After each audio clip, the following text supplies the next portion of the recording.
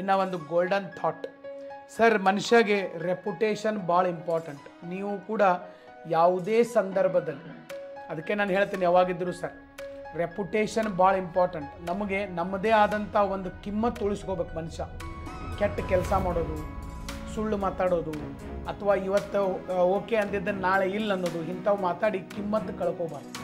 ಮಂದ್ಯಾಗ ಸ್ವಲ್ಪ ಕಿಮ್ಮತ್ತು ಇರಬೇಕು, ನಮ್ಮದೊಂದು ರೆಪ್ಯುಟೇಷನ್ ಇರಬೇಕು. ಸುಮ್ಮನೆ ಹವಾ ಮಾಡೋದಲ್ಲ, ಒಂದು ರೆಪ್ಯುಟೇಷನ್. ಈ ಮನುಷ್ಯ ಹಿಂಗಪ್ಪ, ಆ ಮನುಷ್ಯನ ಮೇಲೆ ನಮ್ಮ ಮೇಲೆ ಜನ ನಂಬಬೇಕು. ಹಂಗೆ ನಾವು ಬದುಕಬೇಕು ಸರ್.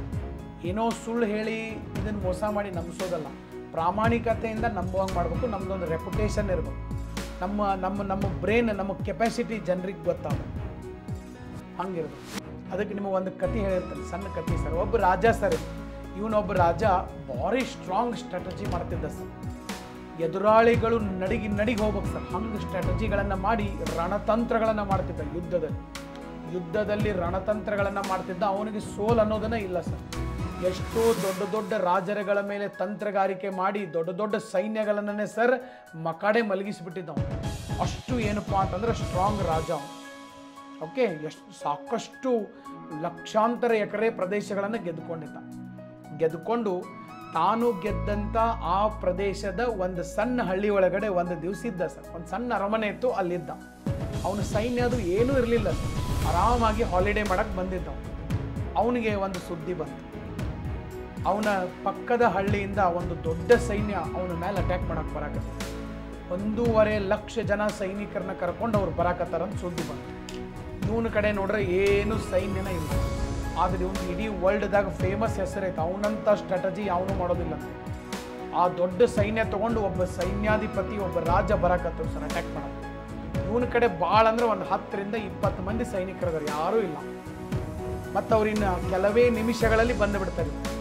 ಅದಕ್ಕೆ ಇವನು ರಾಜ ಮತ್ತೊಂದು ಸ್ಟ್ರಾಟಜಿ ಮಾಡಿದ. ಏನೂ ಮಾಡಲಿಲ್ಲ. ಎಲ್ಲ ಒಂದು 10 ಜನ ಸೈನಿಕರು ಆಳುಗಳಿಗೆ ಹೇಳಿಬಿಟ್ಟ, ನೀವು ಹೋಗ್ರಿ, ನಮ್ಮ ಕೋಟೆ ಬಾಗಿಲು ತೆಗೆದ್ಬಿಟ್ಟು, ಕೋಟೆ ಬಾಗಿಲು ತೆಗಿರಿ, ಎಲ್ಲ ಕಡೆ ದೀಪ ಹಚ್ಚಿರಿ, ಒಳಗೆ ಬರಲಿ ಅವರು.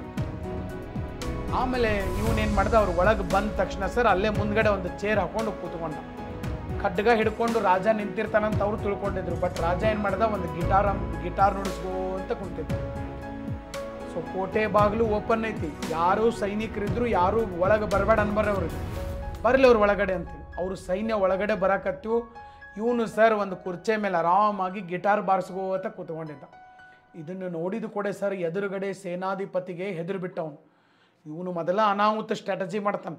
ಇವತ್ತು ನಾವು ಬರಾಕತ್ತೀವಿ, ಕೋಟೆ ಬಾಗಿಲು ಹಾಕಿಲ್ಲ ಅವನು, ಮತ್ತು ನೋಡಿದ್ರೆ ಗಿಟಾರ್ ಬಾರ್ಸಾಕತ್ತಾನ. ಏನೋ ಪಕ್ಕ ದೊಡ್ಡ ಸ್ಟ್ರಾಟಜಿ ಮಾಡ್ಯಾನ ಇವನು. ಇವನು ನಮ್ಮನ್ನೇನೋ ಬಿಡುವುದಿಲ್ಲ ಅಂತಂದವ್ರೆ ಸರ್. ಅವ್ರೇನು ಮಾಡಿಬಿಟ್ರು, ಬಂದ ದಾರಿಗನೆ ಹೊಳ್ಳಿ ಸೈನ್ಯ ತೊಗೊಂಡು ಹೋಗ್ಬಿಟ್ರು. ಯಾಕಂದ್ರೆ ಅವ್ನ ರೆಪ್ಯುಟೇಷನ್ ಹಂಗಿತ್ತು. ಅವ್ನು ಎಂದೂ ಸೋತಿಲ್ಲ, ಮತ್ತು ಅವನಂತ ತಲೆ ಯಾವನು ಓಡಿಸೋದಿಲ್ಲ ಅನ್ನೋ ರೆಪ್ಯುಟೇಷನ್. ಇವತ್ತು ಆ್ಯಕ್ಚುಲಿ ಅವನ ಕಡೆ ಸೈನ್ಯನೇ ಇಲ್ಲ ಸರ್. ಅವ್ನು ಅಟ್ಯಾಕ್ ಮಾಡಬೇಕಂತ ಬಂದಿದ್ರೆ ಈ ರಾಜನ ಹೊಡಿಬೋದಿತ್ತು ಅವ್ನು.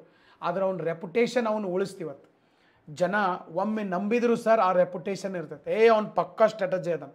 ಈಗ ಅವ್ನದ್ದು ಏನೂ ಸ್ಟ್ರಾಟಜಿ ಇರಲಿಲ್ಲ ಅಲ್ಲಿ, ಬಟ್ ಆದರೂ ಸಹಿತ ಅವನು ಸರ್ ಸೈನ್ಯ ತೊಗೊಂಬಂದು ಹೋದ.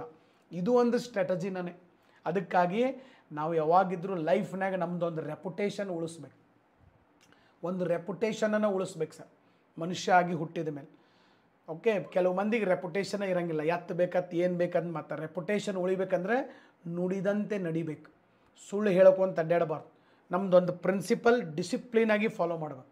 ಆವಾಗ ನಿಮ್ಮ ರೆಪ್ಯುಟೇಷನ್ ಉಳಿತದೆ. ನನ್ನ ಪಾಯಿಂಟ್ ಅರ್ಥ ಆಗೈತೆ ಅಂತ ನಾನು ಅನ್ಕೋತೀನಿ. ಸ್ಟೋರಿ ಎಲ್ಲರಿಗೂ ಲೈಕ್ ಆಗಿದ್ದರೆ ಫುಲ್ ಜೋಶ್ ಒಳಗಡೆ ಒಂದು ಸರಿ ಕ್ವಿಕ್ಕಾಗಿ ಒಂದು ಲೈಕ್ ಬಟನ್ ಪ್ರೆಸ್ ಮಾಡೋಕ್ಕೆ ಸಾಧ್ಯ ಆಗಿರಬೇಕು. ಕ್ವಿಕ್